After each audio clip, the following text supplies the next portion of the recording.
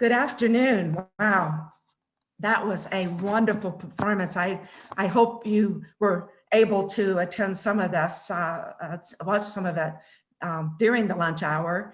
There were vignettes, individuals, frontline workers, people in our community who have certainly stepped up. We love to show them, highlight them and show them off, because of course what they've done for us during this pandemic, well, we don't really even know. That's what part of today is about. Well, welcome to International Women's Day, Waterloo region.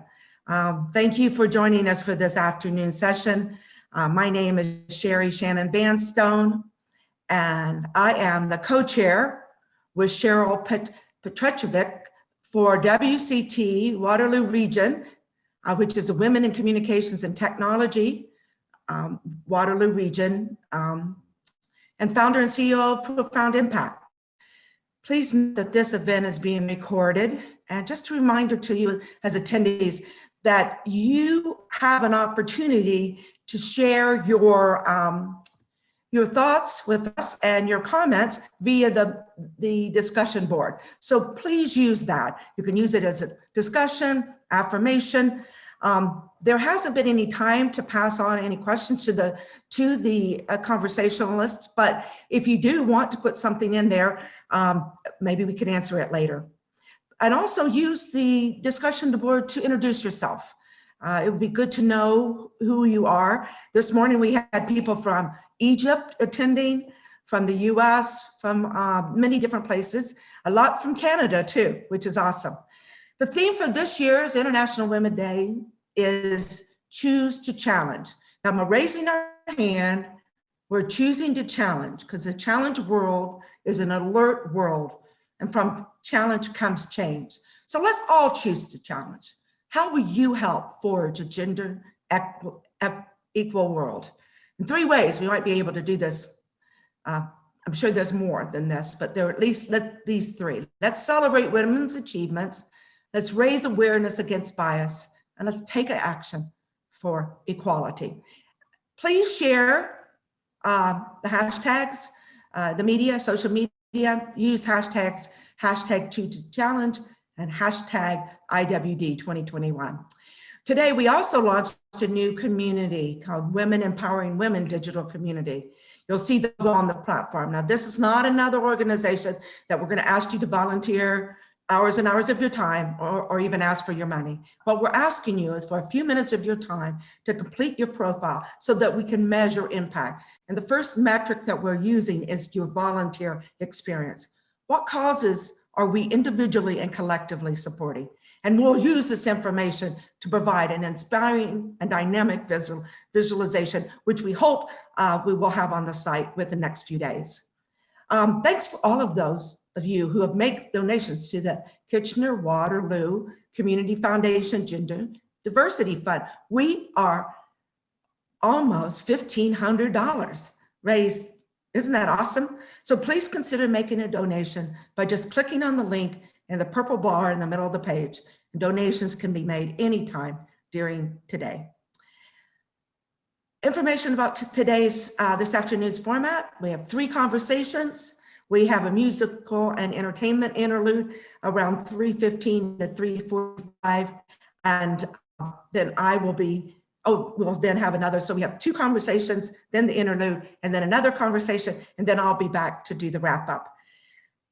It is my pleasure now to introduce you to Mike Farwell as host or MC for this afternoon.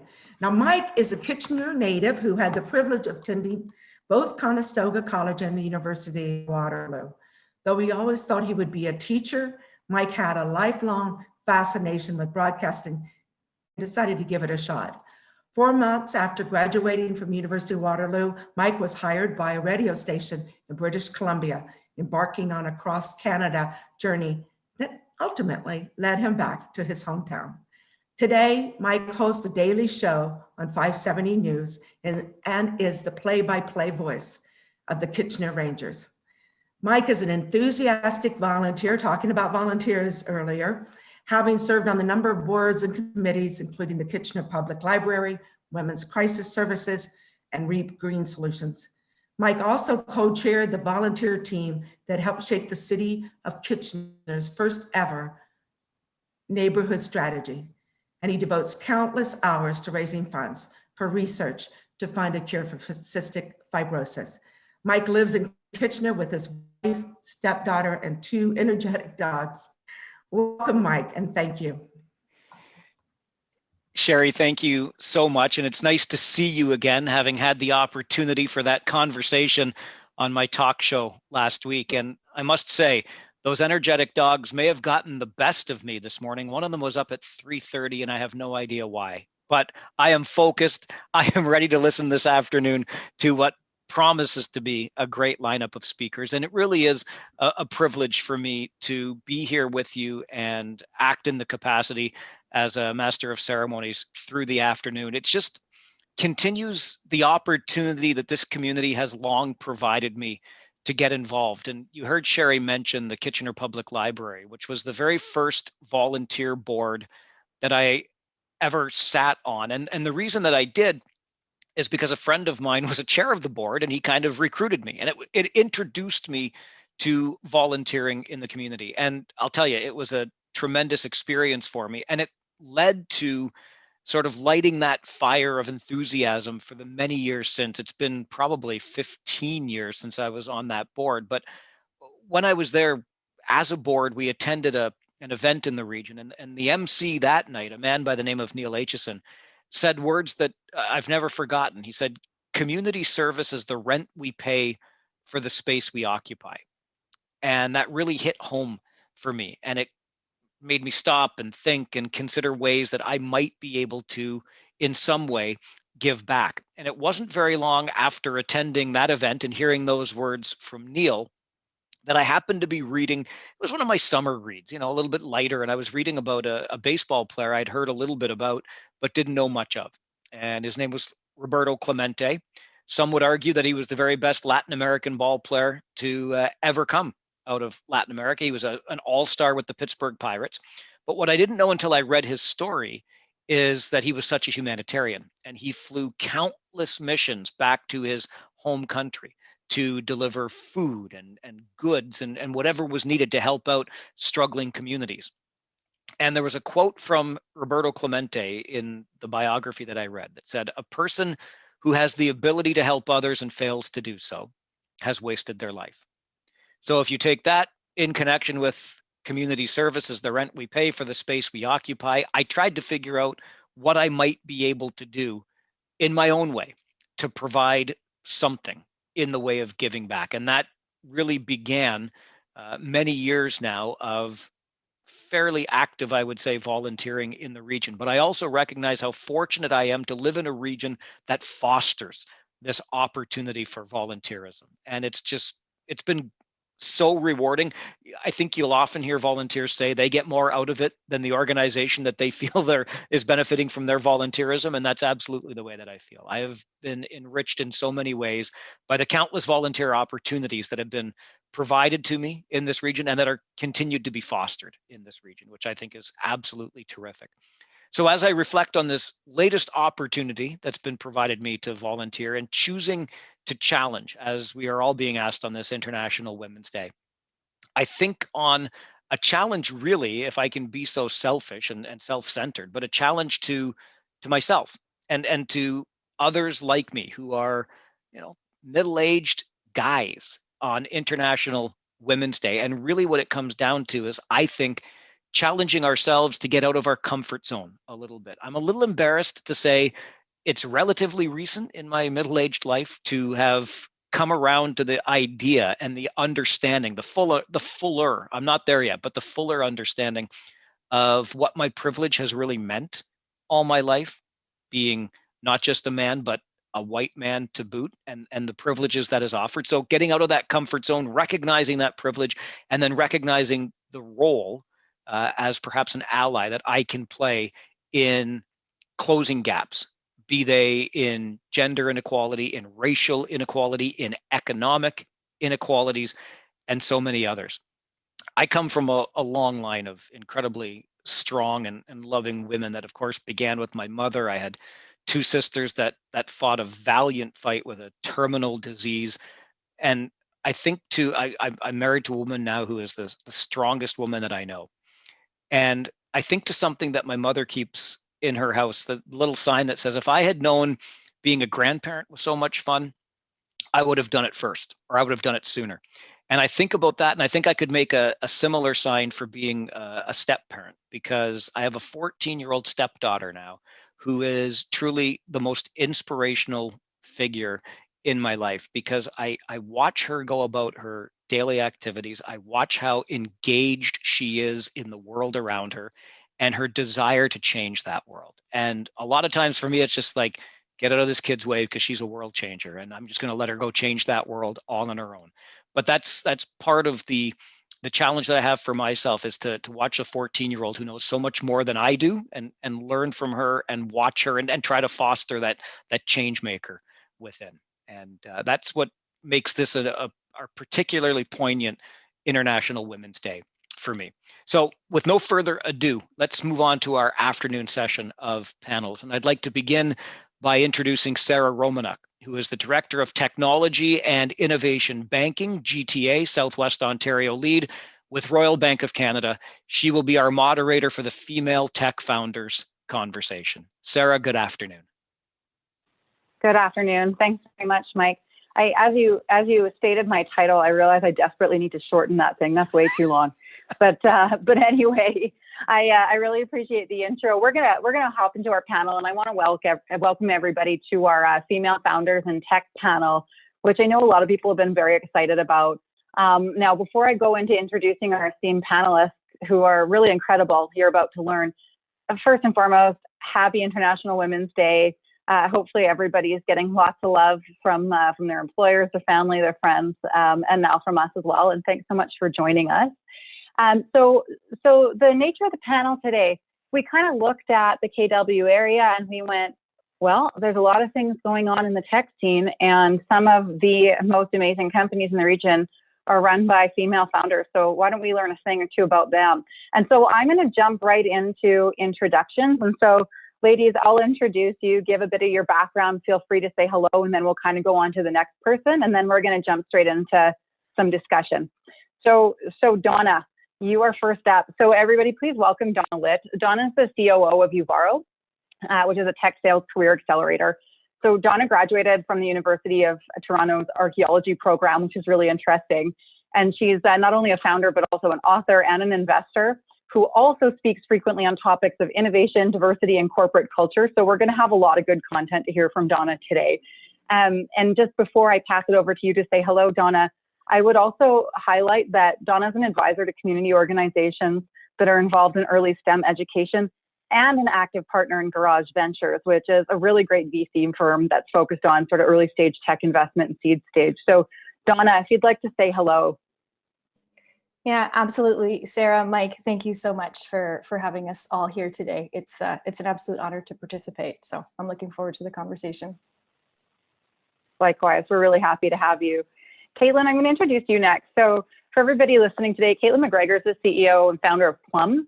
So for context, Plum is a company that helps innovative corporations use data-driven insights to make unbiased talent decisions across an employee's life cycle and help them unlock potential that's deep within their workforce. So sort of end to end throughout the talent cycle. Now, Caitlyn herself has always been passionate about identifying people's potential. And that's why after building 2 businesses for other people, she decided to found Plum. So Plum they quantify human potential through the power of industrial and organizational psychology and AI, creating agile enterprises and successful employees by matching people to jobs where they're going to thrive. So it's very interesting stuff. Caitlyn, I'm really happy you were able to join us. I know you're very passionate about supporting women and helping them reach their potential. I know you speak on a lot of different panels around women entrepreneurship, and that you're quite involved in Move the Dial, which, for those of you who don't know, a wonderful organization that's helping bring more females in leadership in tech. And finally, before I pass it to you, Caitlyn, I will congratulate you on being selected by the Springboard Enterprises NYC as one of the top 10 businesses led by women. That's pretty huge. Congratulations and welcome. Thank you. I'm really excited to be here. And, great to be part of such a fantastic panel today.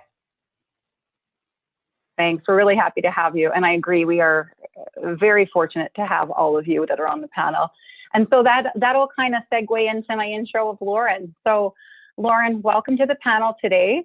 Lauren's the Chief Customer Officer and co-founder at Bridget. So Bridget's a software company that's focused on developing mobile and web-based solutions for the construction industry, which is really interesting. And Lauren founded the company with her co-founder Mallory Brody back in 2014. So in terms of Lauren's background, she holds a degree in civil structural engineering from Western University and is really well versed in construction workflow methods. I can't wait to hear a little bit more about that. Now, Lauren, I know that you hold various awards, absolutely amazing. Just to kind of summarize a few for the team on the call today, you won top prize at Google Demo Day. You were named the Tech Week's 100 list of entrepreneurs. You were on that list, very well esteemed list. Also, you were named the Forbes Manufacturing and Industry 30 Under 30, and you were named the Best of Canada Forbes Under 30 Innovators list, which amazing, amazing. So welcome to the panel. We can't wait to hear a little bit more from you. Thank you, and thanks for having me. I'm excited to get into the discussion. Likewise, thanks for being here. And last but certainly not least, I'd like to introduce you, Sarah. So Sarah Joom is joining us today, and she is the founder of Style ID and also of Innovate Inclusion. So for a little bit of background, Sarah's a serial entrepreneur and a champion for diversity and inclusion. So while she was developing Style ID, which is a mobile app that identifies items that are worn and seen on screen, she discovered there was a severe lack of programs, mentors, and support that took into account as with her unique perspective as a woman of color. And so in true entrepreneurial fashion, Sarah launched Innovate Inclusion to advocate for the economic success of tech talent and entrepreneurs from underrepresented communities, which I think is really amazing.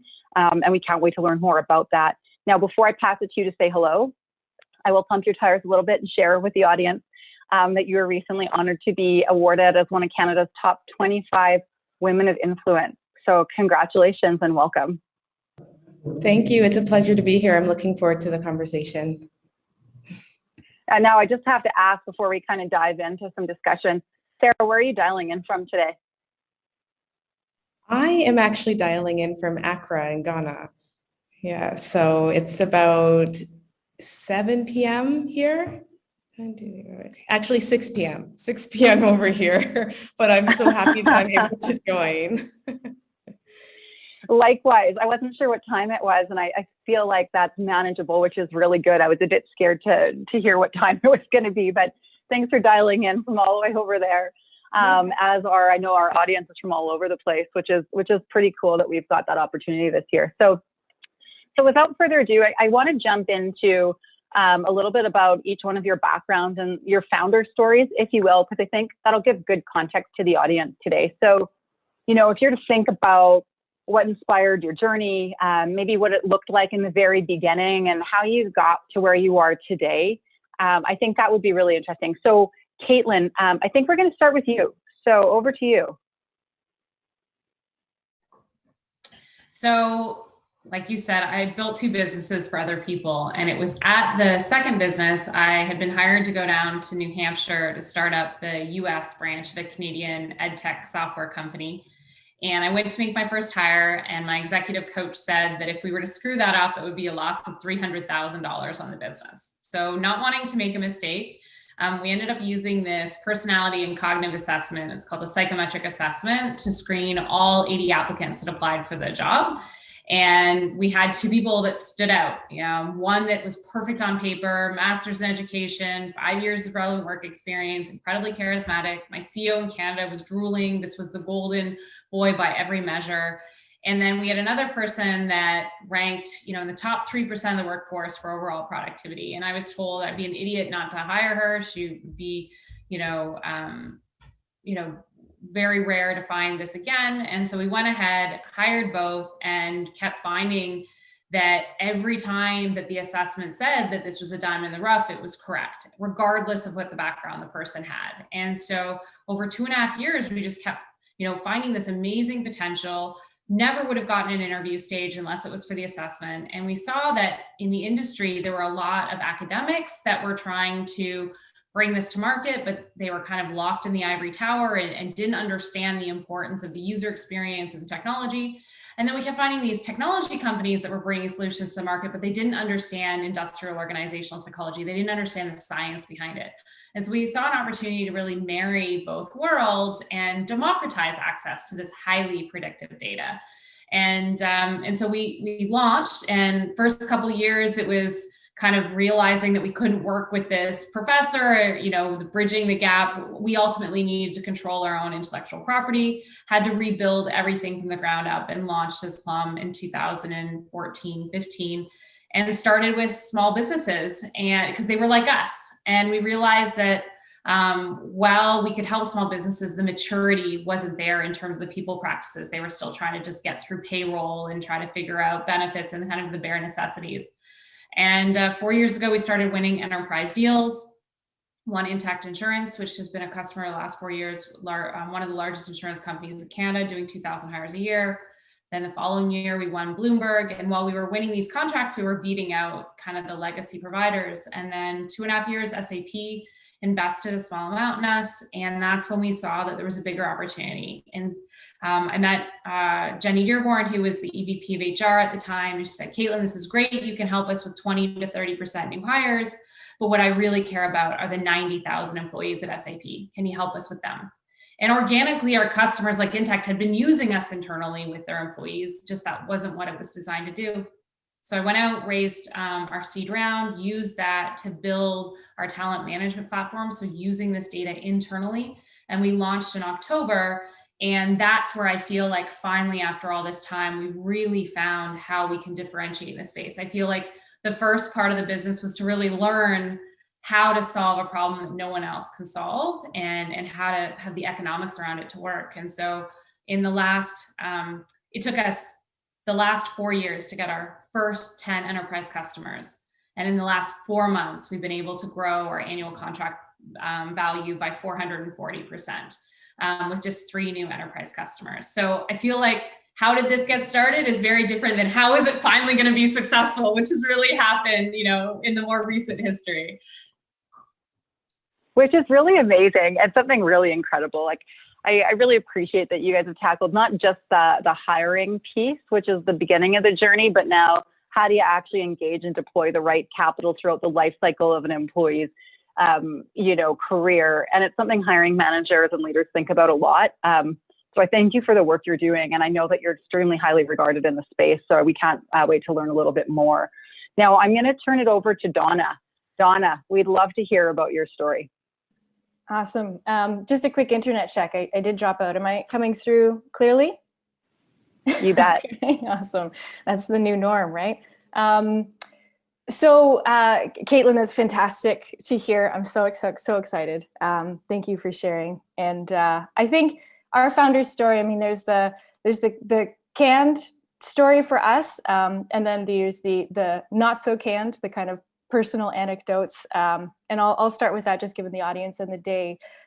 For me, our founding story, or really what motivated me to start this company was very much the chance to work with my brother again. So it's our second company together. And the first time round, as little sister, not necessarily being able to call as many shots, getting to do it again, calling more shots is exciting.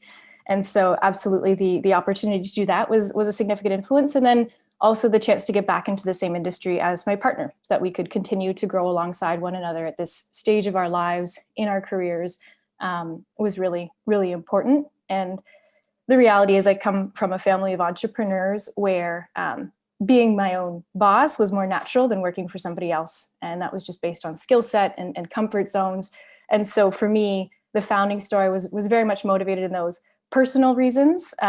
Ultimately, we come from this technology software. That's our DNA. It's our second business together. And throughout the period of time that we've been operating, so that would be June 2017 is when we founded the business, we've gone through 2 lowercase p pivots and 1 uppercase capital P pivot, which comes with its own challenges, absolutely. And so when I think about where we had, we knew we were signing up for, I knew I was signing up for challenges, but never in a million years did I think that we'd be delivering services as as a key product, as opposed to just software, which is really where we'd started. We were traditionally B2B SaaS when we first started the company, playing around with machine learning, natural language understanding, delivering a chat-based product. And now today we're training people how to use those products and sell them within businesses. So a very significant difference than where we originally started, but ultimately chasing a lot of the same fundamental market problems. And it just so happened this is where it landed us. So definitely not where I expected, and challenges along the way. Generally how it goes. Hey, so I take it the big P pivot was the move over to sort of away from the B2B SaaS. Is that your definition of the big P, and then the rebrand and everything, or? Yeah, good question. So I'd say lowercase, the two I'm referring to originally, we started as a chat-based application. So we automated Q&A and chat. So when sales teams had questions, we answered them automatically based on what we learned in chat and from the different resources that we were plugged into.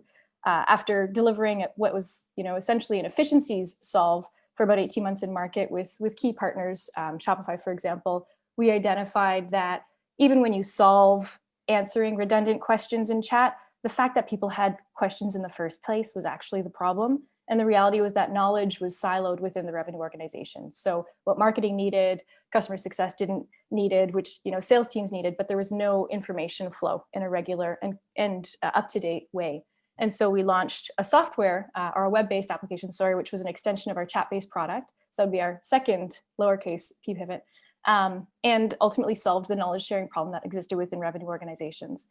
After delivering that for about a quarter in market, we very, very quickly identified, just through our partnership ecosystem and then also through the playbooks that we were powering on our application, we identified that all of these businesses that we were serving all shared a lot of these fundamental problems within their revenue organizations. And that was, one thing to have all of the knowledge that everybody needed in order to sell, but actually using that knowledge and applying it in the sales cycle was something else altogether. And so what we had originally thought was an efficiencies issue ended up being a knowledge sharing issue, but when you dug deeper, it actually ended up being a skills-based issue. So there was all of these talented people that were getting hired within the business as sales professionals, but they didn't have the skills necessary to actually successfully sell SaaS products to businesses. And so in January of last year, we went through a capital P pivot is what I say, jokingly, because there's definitely a difference between the two. But our third product that we launched was very much a services-based product. And that's what's different. So our customer base went from B2B to B2C, or at least it grew to encompass B2C. And serving businesses as customers is very different than serving consumers as customers, which we've come to know. Yeah, no doubt about it. Yeah, thanks for defining that piece of the journey. I mean, and kudos to you and the team for being able to pivot when you had your aha moments versus being in love with kind of the product you were selling. And congratulations on getting to where it is today. So I'm going to transition now to Lauren. I'm very interested to hear your story. I think the fact that you're playing in the construction space is also really compelling and sort of unique for a female founder. So over to you. Sure. And thank you, Caitlyn and Donna. Your stories definitely resonate with ours. Definitely lots of changes along the way. So yes, construction. So our business, Bridget, was started by me and my business partner, Mallory. We're a construction tech company. So we have a product right now that we launched more recently that allows general contractors. So think of the big companies that would do a lot of the building, not smaller residential projects, but think of construction companies that would build high-rise towers, hospitals, that sort of scale. And the product is called Bridget Bench, and it's really to allow workforce planning. So it's a pretty simple problem, but pretty much allowing these construction companies to figure out who's on staff, who has the right skill sets, safety training, capabilities, and which projects do we have that need people, and how are we moving people around from job site to job site.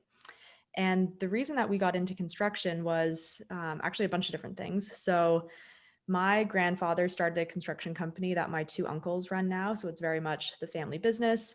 So I grew up around that.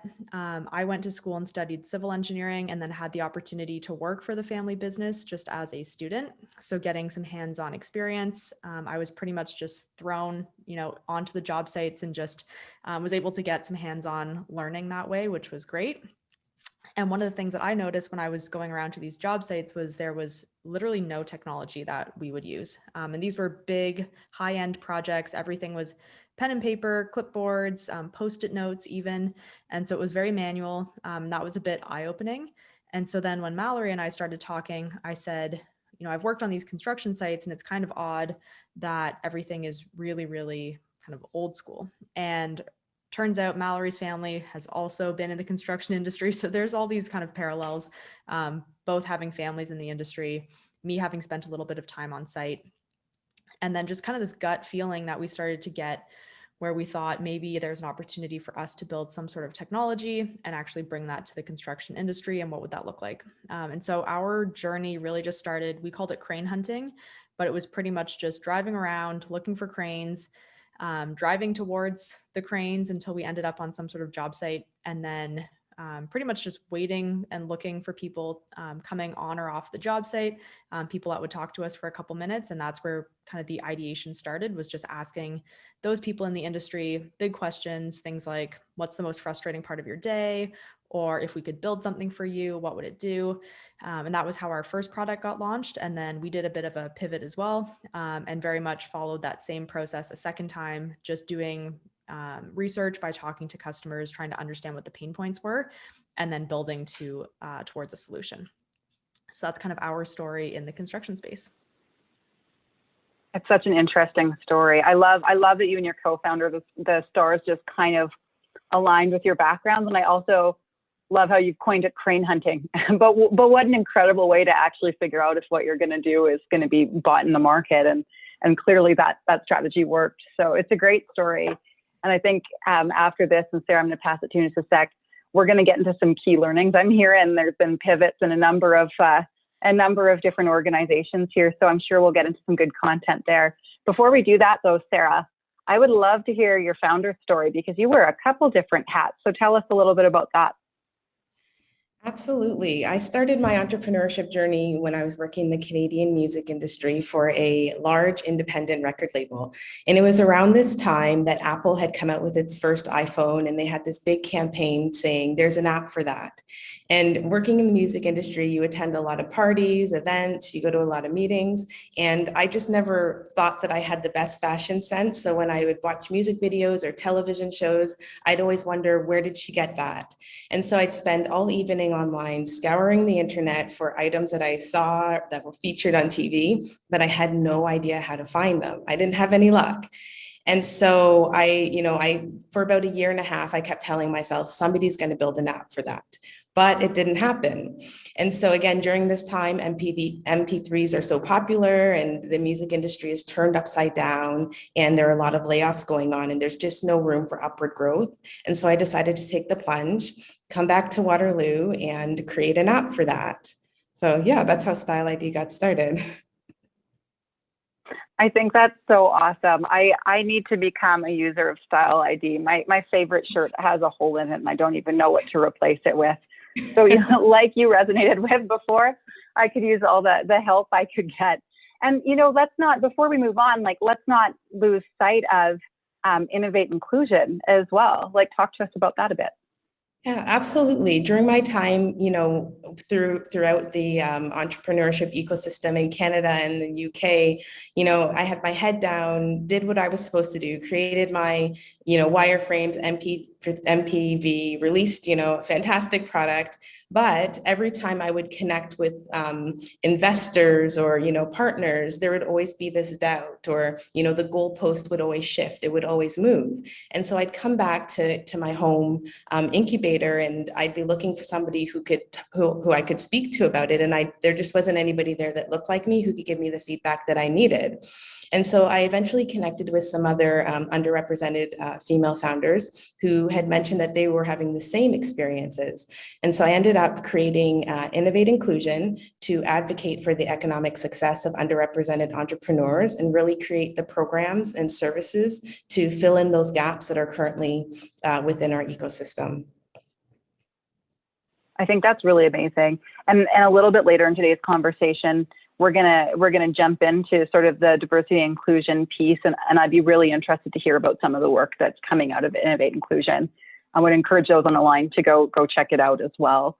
So team, I'm going to pivot just a little bit. I want to drill into success factors that have driven your respective companies to where they are today. I think there's a lot we can learn from that. And Sarah, I'm not going to let you off the hook just yet. We're going to start with you. If you could identify a couple of key success factors that you would share with the audience, what would those be?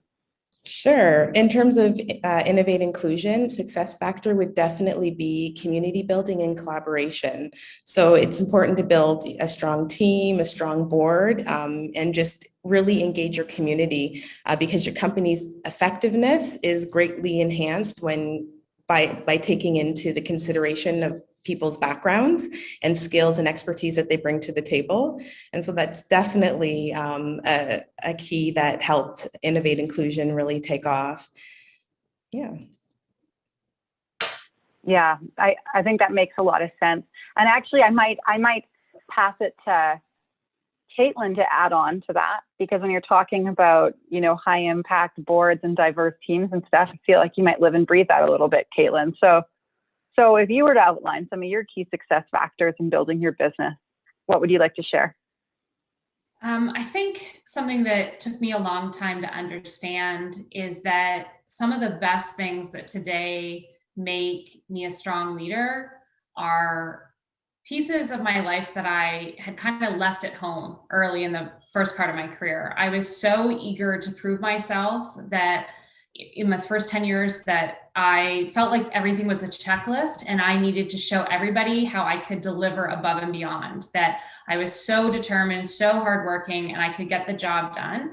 That what happened is that the nurturing part of me, the relationship building part of me, the part of me that brings this other perspective beyond the checklist, I literally left at home and didn't bring into the workforce. And I had to pay a lot of money and spend 3.5 years of executive coaching to learn how to go back to being relational and stop. I had turned into this transactional machine as an outcome, and that prevented me from being the best leader. That prevented me from being able to deliver a best-in-class organization. It meant that I was always focused on the outcome, and I skipped over the fundamental step of building relationships and building trust.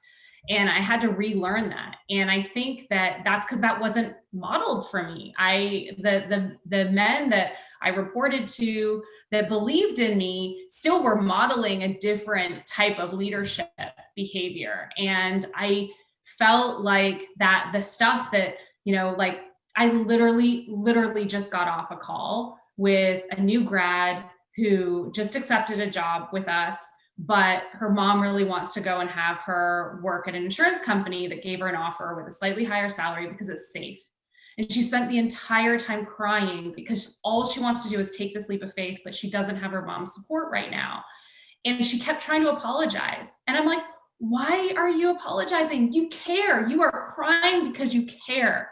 We want people to join our organization that care. What I have learned is that when I fundraise, I am looking for investors that care about building the same kind of future that we are. And my job is to be able to communicate that care and to demonstrate that care to our employees, to our leadership team, to our customers. And it honestly, like, I just didn't understand that early in my career. And it's taken me a lot of rewiring to, I naturally care as a mom, as a wife, as a sister, as a daughter. I have those elements that are there, but I didn't know how to incorporate them. And now I do. And I think it is why things are going more smoothly and more naturally and a little bit more effortlessly, a little less draining, because I can tap into that. And I want to model that for all the people that are in our organization and the interactions we have with our customers. I think that's amazing. I think it's super insightful, and hopefully there's some learnings on the line today where we can take this with us before it gets to, I had to go 3 years into executive coaching and then try to relearn how to implement that into my day-to-day. Could we just, before we get too far away from that, and then and momentarily, Donna, I'm going to ask you the same question, but Caitlyn, talk to me a little bit about the executive coaching piece. What made you decide to kind of get into that, and what have you taken out of it? So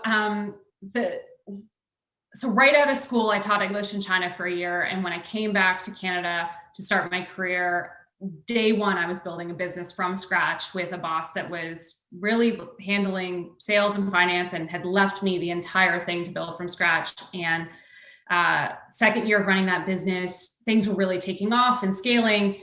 But I was a one person in a very small team. And if I got hit by a bus, the whole thing would have collapsed. And so that felt really empowering. But simultaneously, I was getting married. And, you know, there's a certain amount of justification you can make. But, you know, my husband one day basically said, like, I never see you. I never see you. Like, this is not what I signed up for. What, like, how are we going to make this work? And a dear friend of ours said, Caitlyn, you know, I built a tech company when I was 19 and I burnt myself out and I got out of it. And I see you doing the same thing. I think that you could benefit from seeing an executive coach so that you can preserve the amazing things in your life and not lose them. And he had a professor that had a practice on the side, and I was able to get connected with somebody, and it made me realize how this feeling of me needing to please everybody and please my boss and to just be a pleaser was actually meaning that I wasn't creating healthy boundaries and I wasn't pushing back and saying, you're asking me to do 3 people's job. I can do 2 people. You need to hire a third.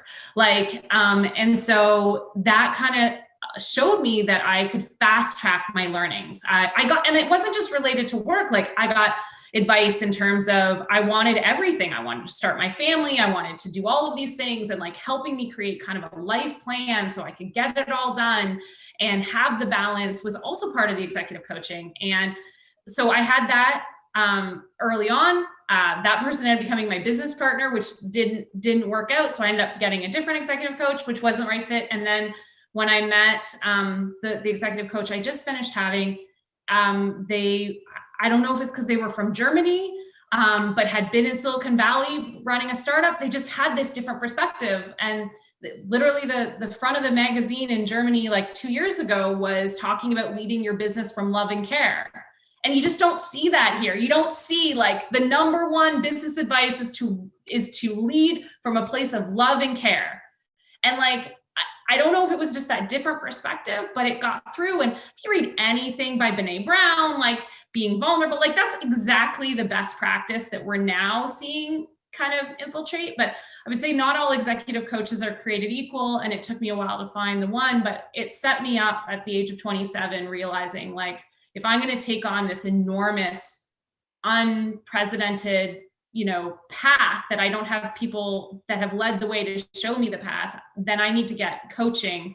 Just like anybody, it's like going in, if I wanted to, you know, run a triathlon or run a, you know, go and do something amazing, I'd probably get a personal coach. So an executive coach is just like a personal coach for your whole friggin' life.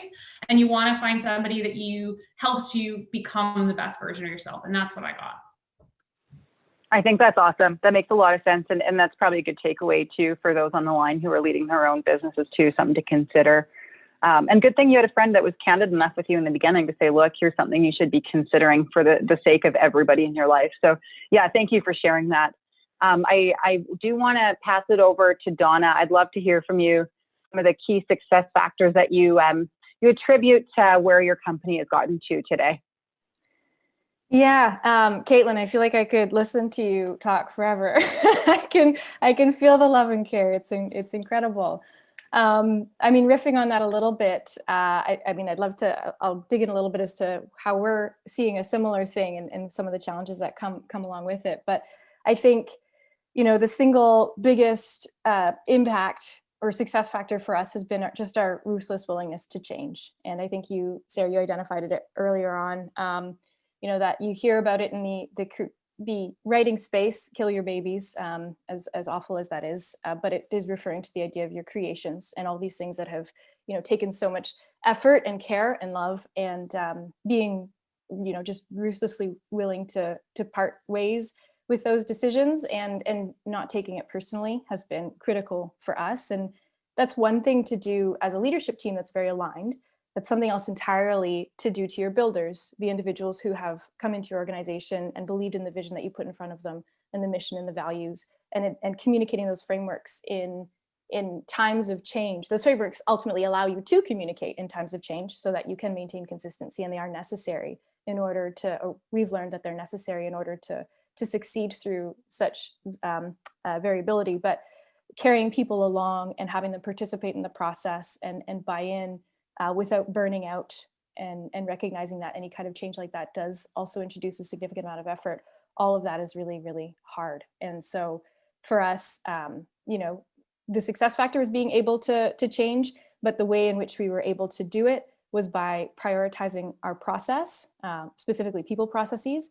And as an early stage company, prioritizing people processes isn't often looked at very nicely by the investor community for myriad of reasons that are all very good. But if you're spending too much time talking about values and cultures, you're not spending enough time working, kind of thing. And I think we're starting to see that there's trade-offs and there's a balance. There's a right balance, but hands down, if we had not invested in a lot of the people-related processes, like a system of values that we believe in, scaling one-on-one time with the team, and prioritizing clean hiring practices early, then we wouldn't have earned the trust. We wouldn't have had the language in order to carry everybody along. And you want to go fast, go alone. You want to go far, go together. That's what they say, and certainly investing in people processes early enabled us to do that, in spite of the fact that it was debt that we were incurring, organizational debt that we were incurring at the outset. Yeah, that's really helpful. So often we talk about, oh, you were able, a company was able to pivot, good for them. Look where they got because of that. And very infrequently do we talk about the messy parts and the people that are along for the ride and kind of how they might feel in that. And I imagine it takes a very deliberate and careful leadership message to keep them aligned to your vision. So thank you for bringing that up. Now, Lauren, there's been some interesting stuff shared here. What are your thoughts? What resonates with you? What else would you add? So all of this resonates with me. I would add, and I'm sure the rest of the panelists would probably say, something along the same lines, but just to add to that, the idea of being customer centric. And I think, the pivots that we've heard about all align to that. Just keeping an open mind, being okay to move on if something isn't working or you see a better opportunity. I think that has been something that we've done with our business from the very beginning. When we first started, we had this inkling of an idea that there should be some opportunity for technology within the construction space, but we didn't really know what it was going to do. Would it be for, making safety processes better on site? Would it be something for ordering materials? Like, there was a million directions it could have gone. And I think for us, it was really about listening to those users, trying to understand and see things from their perspective and understand what challenges are there, and is there a place for us to build some sort of solution. So we were never going into the industry saying, oh, we have a better way to do this, or we know better. We didn't. We were really going to try and figure out what are the problems, and is this something we can even solve, and is there a business here or not? And so I think we did that with our first product. We kind of did that a second time when we launched our second product. And especially within the construction industry, when we first started, there was lots of people that said, oh, this will never work because construction is too traditional. They don't, it's not really an environment that wants technology. People aren't super tech savvy, which were all fair enough points. But when we actually went to the construction sites and talked to the people, they were all saying, of course we want technology. Of course we want to improve how we're doing things. It's just that the tools that we need are very different from what other industries need. We're working on site all day. We can't be carrying around a desktop computer with us. We need something that's really lightweight. We're working with our hands. A lot of people aren't super tech savvy, so it needs to be really simple and easy to use.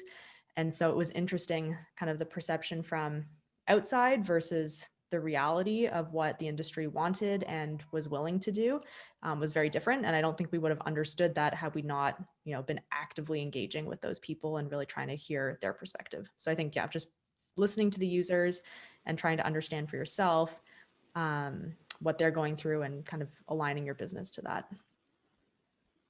Yeah.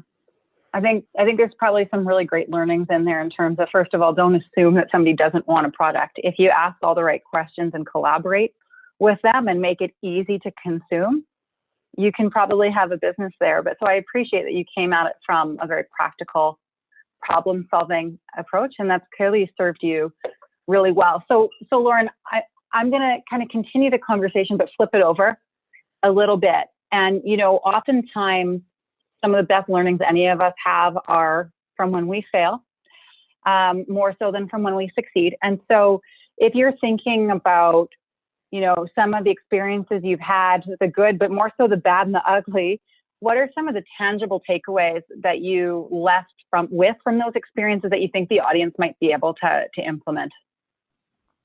Definitely. I think the biggest one that stands out to me, I mean, there's been lots of failures along the way, is just around building a team. I think it's easy to assume that if you have, a great idea, so to speak, that, okay, then you're off to the races. And I mean, it really, in my opinion, at least, it's really not about the business idea or any of those pieces. It's really about execution and having the right team along for that journey and making sure everyone's on the same page. And I mean, Caitlyn, you could speak much more eloquently to all of these pieces. That's a big part of what you do. But I think I was probably naive in that thinking early on. I remember when we were a really small team, it was just my business partner, me, maybe one or two other people. We worked in a basement apartment. We always thought, one day we're going to have enough money to be able to hire another person, and then life will get easier. And then we can hire a sixth person, and then life will get even easier. And I just always thought that the more people you have, the less burden there's going to be on me and my business partner, and like the easier life will be. And it wasn't until actually going through that whole process of growing the team and building the team that I realized there are certain elements for sure that get better. You can hire people that have, expertise that you don't have personally. You can, build that great foundation, but life doesn't get easier. There's all these other challenges that come along with that. And so, I think the biggest thing early on was we didn't really understand all of the processes that needed to be in place in order to build a team, and making sure that we were hiring the right people for the right roles, and all of those kind of more nitty gritty pieces. A lot of what Donna touched on in terms of building that early on, we didn't really understand that early on. And so it almost took a bit of failure in those areas, and, understanding how to build the team in the right way for that to work. So I think that's the biggest thing for me is you can have the best business idea in the world, but if you don't have the right team, and if you're not building the team in a way to succeed, then I think it kind of flops at that point. Yeah, it's interesting how each of you sort of came to the same realization through different mechanisms and different experiences, but essentially landed in the same place on that learning. And, you're kind of referring to Caitlyn because that is her bread and butter. So yeah, it is. Like, Caitlyn, what would you add to that, or alternately add to sort of the failures turned into life lessons conversation? I think that all of this is a journey of learning, and you want people that are looking for the opportunity to grow and to learn. And that's where, recognizing that the industry of tech, not us, of course, but the industry of tech sometimes gets trapped in pattern matching. They take a rear view mirror perspective of where have people come from and what have they already done. And we use as an indicator of giving us a sense of comfort and safety that, well, if they've done it in the past, they can do it moving forward. And just, there's an opportunity to say that's not the best way of identifying who's going to be successful moving forward. You're taking untapped potential and you're training them and giving them an opportunity. Bridget has a huge success record of bringing people in that weren't originally from construction and making them successful in tech and in a whole industry. Sarah, everything that you're doing, like all of us are kind of taking this counter approach to, we're not just looking for the pattern match. We don't fit the pattern. And so recognizing there's a huge opportunity to pull people in that may have come from completely different backgrounds. And, anytime I talk to women, I try to just promote, there's tons of opportunities in tech. There's tons of opportunities with the things that we're doing. And if you don't see yourself here, it's because we have failed to put out the welcome mat and to say, hey, there's great opportunities here. And that we need to do better as an industry to welcome people with the backgrounds that traditionally aren't found here. And we need to work on bridging the gap and bringing them in and being the on-ramp. Yeah, I think those points are well taken. And actually, if we are to kind of continue down that train of thought, I do want to take a little bit of time and kind of reflect on, 2020, but then also not just COVID. I mean, obviously we're all thinking it, but there was also some pretty important social movement in 2020, including Black Lives Matter. And now you hear a lot of people talking about inclusion, and that's the forefront of daily conversations. And so I do want to spend a little bit of time talking about that in tandem with sort of Lauren's comments around high impact teams. And I may pass it over to Sarah to start, because sort of the inclusive piece is your bread and butter and you're a leader in that space. Talk to us a little bit about how you've seen companies evolve throughout the last 12 months, and then what your call to action might be so we can continue some good momentum going forward. Absolutely. So over the last 12 months, we've seen a lot of organizations recognize that there are some systemic issues, not just in the United States, but they also exist within Canada and within our systems. And so, it was great to see all the momentum in March and April with everyone posting their Black squares. But, it's really important that there's actual action behind the social media, I guess, support that was going on back then. And so it's great to see organizations, really trying to create a culture of inclusiveness by, taking a look at the staff that they have on board, as well as, purposely, intentionally marketing towards often underrepresented communities and having them, join in their organization. So I think it's a fantastic start, but obviously a lot more needs to happen. But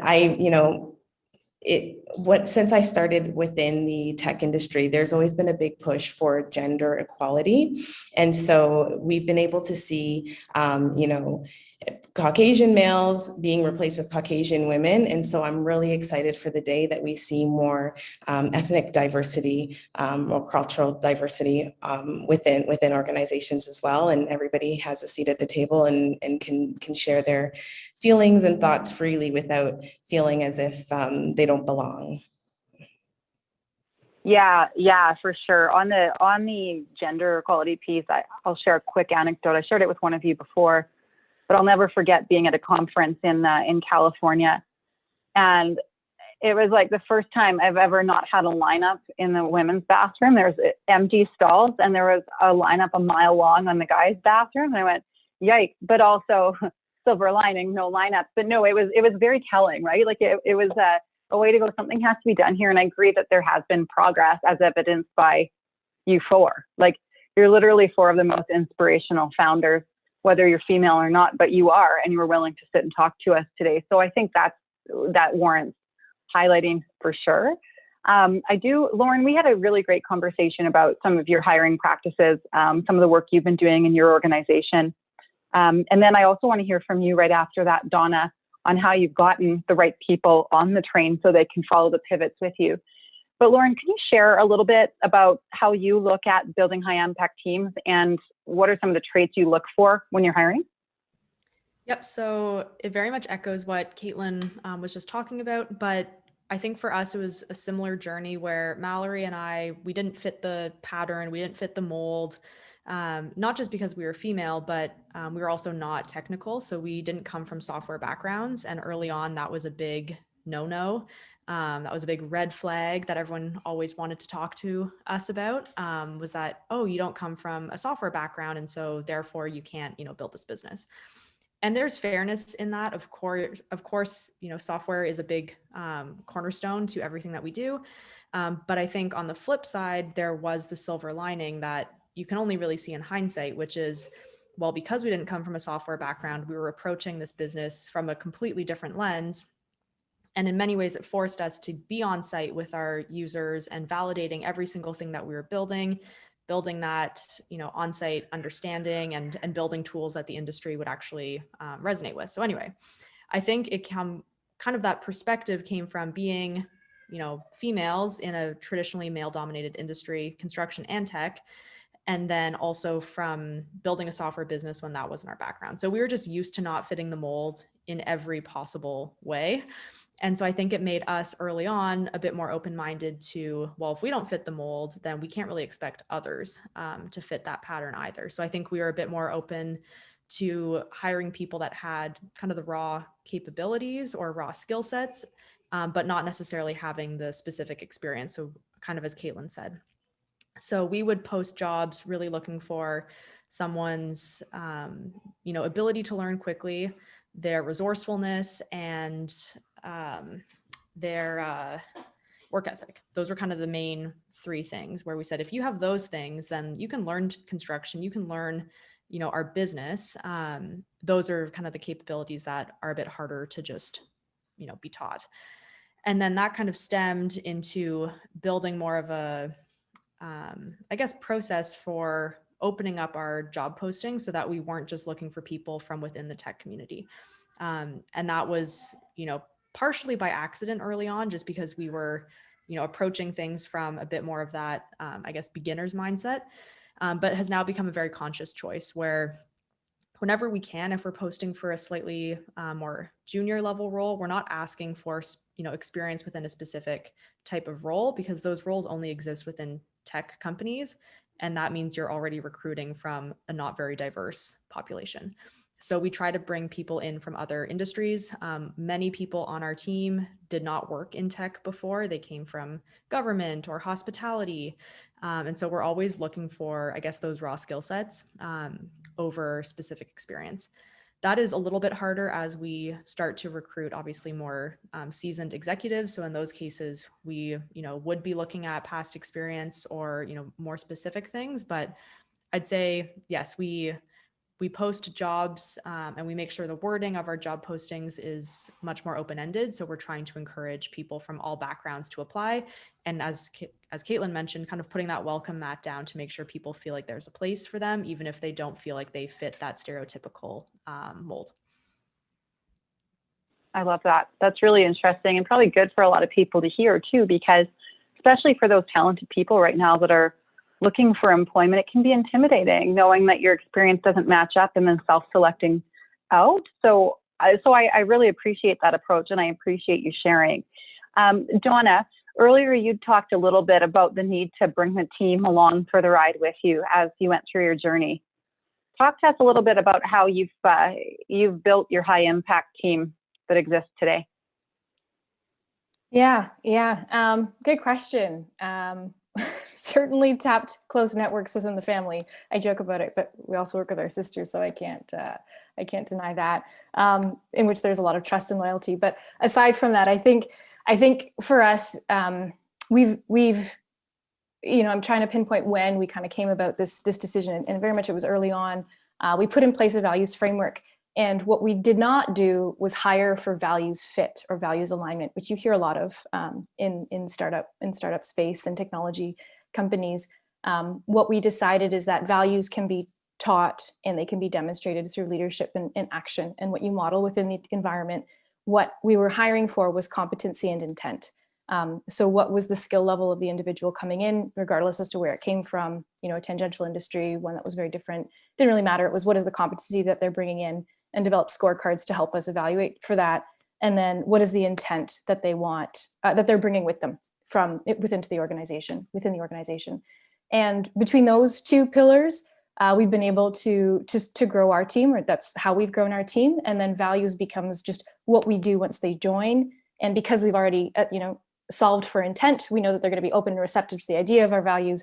And then they bring a much richer composition to the table. And so our values evolve along with them and what those mean in practice. So very much that culture add versus culture fit mentality is one that we'd adopted. And because of that, it allows us to put our customers first and our customers' needs first at the heart of our hiring, which, Lauren, I love everything that you're saying around the customer centricity. When we were able to connect our hiring practices to what would actually benefit the customer most is when we hit a place of equilibrium within our teams. So that's been a bit of an evolution, but certainly is how we've grown and intend to continue to grow the team. Yeah. Yeah, I know there's definitely a lot of common themes, which I'm going, okay, hopefully everybody on the line is learning a lot from this. Because again, 4 very talented founders have found their way to the same conclusions in similar ways. Customer first. I love the competency and intent piece. That's really interesting. Now, I am cognizant of time. We've got about 5 minutes left. And, you know, there's 2 things I'd like to touch on. The first one is, why did you decide to start and scale your company in Kitchener-Waterloo? And then I'll let you think on this one, because we'll take the last 2 minutes to talk about this. But the last question is going to be, what gaps exist right now for tech founders in Southwest Ontario, and what can the people on the line be doing to help bridge that gap? Okay, so first we're going to do the why did you start and scale your company in Kitchener-Waterloo? And I'm going to pass it over to Lauren to start us off. Perfect. So we moved to Kitchener-Waterloo on a bit of a whim, not really knowing anyone in the area. We were previously in Toronto, and our plan was, you know, let's stay in Toronto, let's kind of build the business there. And it wasn't until we realized how expensive that was going to be that we started to figure out, okay, is there another plan here? Is there somewhere else we could go? And we had been connected to the Kitchener-Waterloo community through the co-op program at University of Waterloo, and through a couple other people that we had met in sort of the startup ecosystem. And so we kept hearing great things about, you know, it's a small knit community or tight knit community. It's very entrepreneur friendly. It's a great place to build your business. And so we ended up moving, not really knowing much more than that, just having heard great things and knowing that we would be able to make our small amount of money, because we didn't have much investment in the business. We'd make it go a lot further in a smaller environment than we would living in downtown Toronto. And so that was really what prompted the move. And I think it was a great decision. So I'd say within a couple weeks of being here, we had kind of met a whole bunch of people. We'd sort of found our place. Communitech was a great, help to us. And I think being part of a smaller community was really beneficial as we were trying to find our way. And then just the startup ecosystem here, having so many companies at all different stages. We always had companies that were a little bit ahead of us, that were able to help and provide kind of learning opportunities. And then we try to do the same thing to companies that are a little bit earlier stage than us. So I think it is a community that really gives back and really wants everyone to succeed. So yeah, we came here somewhat by accident, but knowing that this was a community that would benefit us, and and liking the fact that it was a smaller town. Yeah, the tight-knit community is definitely true. As we started talking about this panel, it turns out you all know each other and have sat on panels together and even worked together, which was really cool, actually. So it's been an interesting conversation that way. Sarah, what's your story? Why have you decided to keep your company in Kitchener-Waterloo? Absolutely. My parents actually immigrated from Kenya to Waterloo region back in the 70s. So I was born and raised in Waterloo, went to high school, attended University of Waterloo, and I lived in Toronto for about, I think it was 8 years before wanting to launch my tech company. So then that brought me back to Waterloo.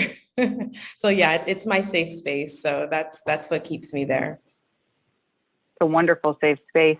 Now, I know we have 1 minute left and I don't want to get yelled at. So I'm actually going to put this one over to Caitlyn for closing comments, not to put you on the hot seat, but Caitlyn, what gaps do you think exist in Southwest Ontario for tech founders, and what can people on the line be doing to help close those gaps?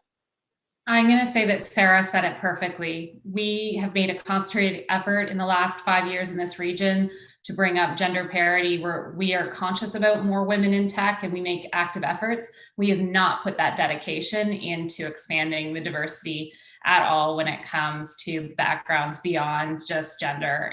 There's so much more diversity that we need to have in this community for us to truly reach our potential and be truly innovative. And I think the work that Sarah's doing needs more attention and more support, because it's the thing that we need to be spending a lot more effort on.